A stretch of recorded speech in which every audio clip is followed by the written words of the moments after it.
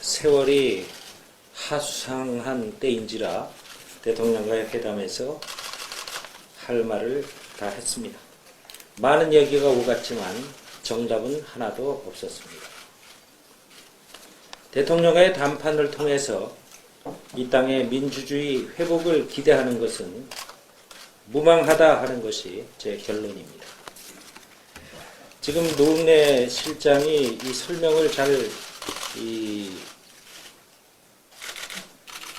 제대로 잘 풀지 못하는 이유가 무언가 하니요. 한 가지 주제에 대해서 가령 대통령이 사과가 필요하다고 하면 그 사과 부분을 매듭 짓고 딴 얘기로 가는 것이 아니라 또 다른 얘기하면 제가 아까 사과 얘기에 대해서 더 얘기하겠습니다 하고 하다 보니까 계속 이 얘기들이 다 엉켜 있습니다. 그래서 아마 노 실장이 옆에서 받아 적는데 대단히 큰 어려움이 있었다. 아까 1시간 20분이라고 하는데 제가 알기는 1시간 30분 같이 얘기했는데 그 중에 상당 시간을 대통령의 사과에 대한 이야기로 공방이 있었습니다. 몇 가지 논리로 사과할 수 없다는 얘기를 했습니다. 그 하나는 재판의 결과가 나오면 필요하다면 그때 가서 보면 되는 거 아니냐 이렇게 얘기를 했기 때문에 거기에 대해서는 제가 이제까지 국가기관에 가는 것이나 측근 비리에 대해서 대통령이 사과하는 것은 예외 없이 검찰의 기소 단계에서 사과했습니다 라고 얘기했습니다. 재판이 완결될 때까지 기다리고 하는 사과라는 건 없습니다. 그 얘기도 했고요. 또 제 아버지가 며칠 전에 37년 만에 무죄 받았는데 판사가 사과한다고 했습니다. 그 판사가 긴급조치로 우리 아버지를 감옥 보낼 때 아무 관계도 없던 사람입니다. 그러나 판사가 제게 사과했던 것처럼 대통령이 전 정권 때의 일이다 라고 말씀하지만 그러나 사과해야 합니다. 그래도 입장을 굽히지 않았기 때문에 제가 그렇다면 강론을 좀 얘기하겠습니다. 대통령 선거를 사흘 앞둔 12월 16일 마지막 텔레비전 토론에서 대통령이 당신은 대선 후보가 국정원 여직원이 댓글을 단 증거가 없다고 하셨는데 그 상황에서는 그런 보고를 받았을지는 모르나 이제 밝혀진 바에 의하면 분명히 사실과 다른 말씀을 대선에 영향을 줄 수도 있는 다른 말씀을 한 점에 대해서는 무언가 말씀이 있어야 합니다. 지금 노 실장이 말씀한 것처럼 그 점에 대해서는 아무 말씀이 없었습니다. 또 하나 당시 박근혜 대선 후보 캠프의 고위 간부들이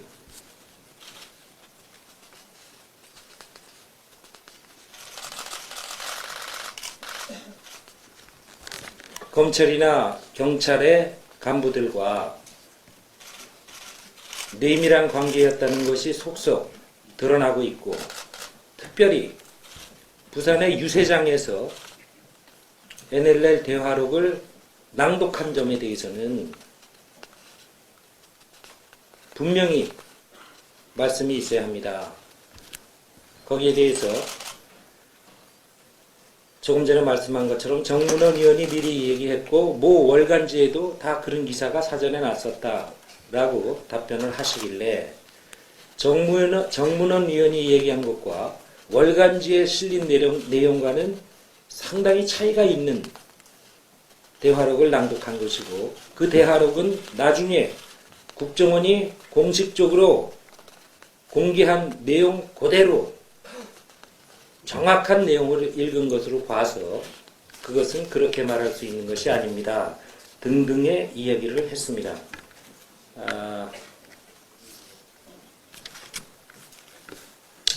사과 부분에 대해서는 굉장히 많은 얘기를 중간중간에 계속 할 수밖에 없었습니다. 왜냐하면 또 다른 얘기로 금방 넘어가기 때문에 다시 또 제가 사과 얘기하고 또 다른 얘기 하다가 제가 또 말씀을 끊고 이 사과 얘기는 결론을 내야겠습니다 하고 했음에도 불구하고 그 부분에 대해서는 답을 얻지 못했다 라는 말씀을 드릴 수밖에 없습니다.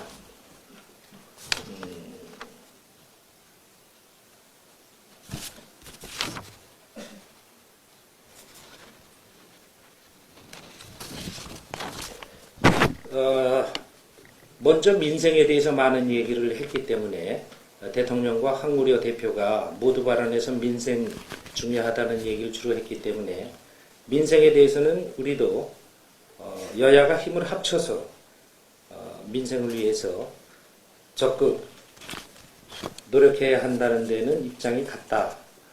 그래서 민생에 대해서는 두 가지를 내가 먼저 말씀드리겠다고 하고 경제민주화 복지의 후퇴에 대해서 박근혜 대선 후보 당시의 공약을 제대로 지켜야 한다라는 얘기, 특히 무상보육 예산 문제, 기초연금을 며칠 전에 발표하려고 하다가 연기한 것에 대해서 얘기를 했습니다. 또 하나는 아까 말씀드린 대로 세법 개정안, 이것은 철학의 문제라는 것을 얘기했고요.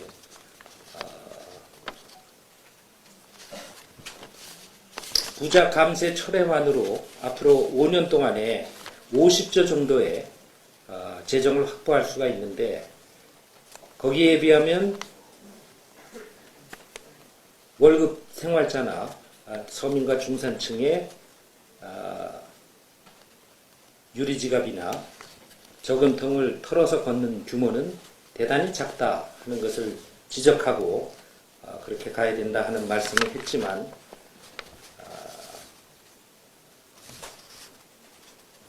거기에 대해서도 뭐 특별한 말씀이 없었던 것 같습니다.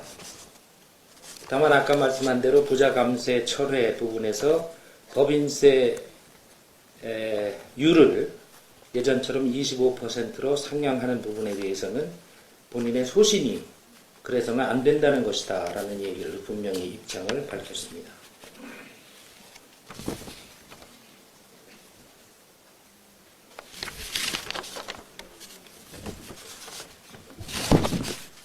국정원의 불법 대선 개입 관련해서 철저한 진상규명과 책임자 처벌 부분에 있어서는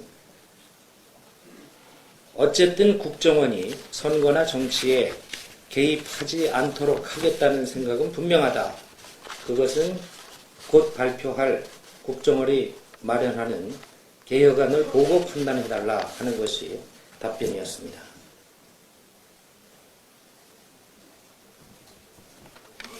2003년에 한나라당이 국정원 개혁 추진단을 만들어서 만든 개혁 법안은 사실상 우리가 지금 만든 안과 유사합니다. 모든 걸 담고 있습니다. 수사권의 분리, 국내 정보 수집의 기능의 분리, 국회에서의 철저한 통제, 그래서 그것이 한나라당이 아니었고 2006년에 한나라당이 제출했던 국정원법 전면 개정안 이런 것들이 있기 때문에 국회가 주도해서 이미 한나라당이 야당할 때 만든 국정원 개혁 법안이 있기 때문에 적점을 찾아갈 수 있다 이렇게 얘기했지만 답변은 일관됐습니다. 곧 발표할 국정원 스스로 만든 개혁 법안을 보고 그 이후에 말해달라 하는 것이었습니다.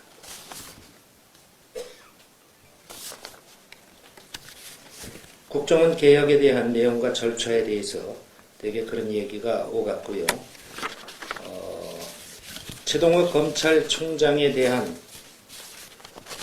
사상 초유의 방식으로 몰아내기 이 부분에 대해서 법무장관과 청와대 민정수석 등 관계자들에 대한 책임을 물어야 한다 하는 주장을 그것도 또 여러 번 다시 말씀했습니다마는 지금 법무장관이 한 것은 장관으로서 당연히 해야 할 일을 한 것이다 라는 것이 답변이었고요.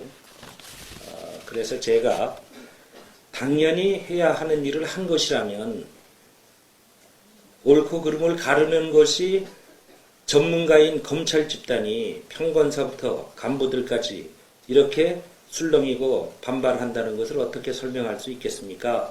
라고 말씀드렸을 때는 거기에 대해서는 또 답변이 없었습니다.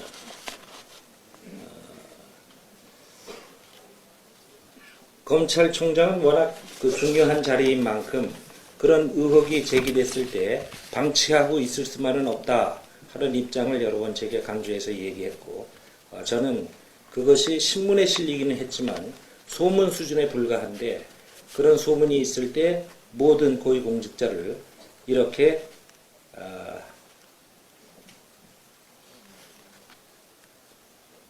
할 수는 없다라는 얘기를 했습니다.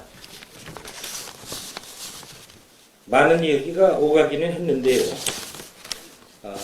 주제마다 제가 7가지 요구한 부분에 대해서 이 평행성을 긋는 얘기를 주고받을 수밖에 없었고, 아까 제가 말씀드린 대로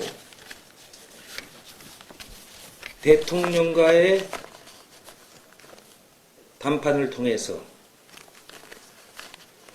민주주의 회복을 기대하는 것은 무망하다는 것이 제 결론이다 하는 말씀을 드립니다. 제가 직접 그 내용을 다 써가면서 회담을 한 것이 아니기 때문에 7가지 주제에 대해서 생각나는 대로 말씀드렸고요. 혹시 제게 질문하실 것이 있으면 제가 답변하겠습니다. 네. 정청래 의원.